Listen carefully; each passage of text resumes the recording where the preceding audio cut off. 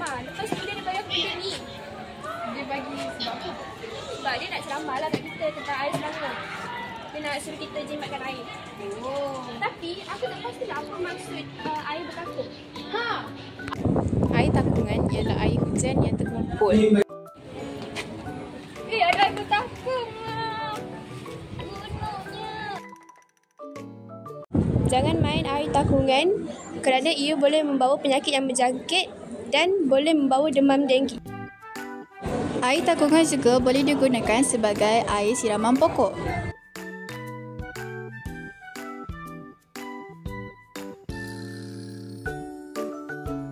Elakkan bermain air takungan kerana ia boleh menyebabkan pembaziran. Air takungan juga boleh digunakan sebagai mencuci lantai. Sekarang kau dah tahu kan air takungan tu apa? Tahu? Dan macam mana nak guna air takungan tu? Tahu? Terima kasih bagi tahu. Sama.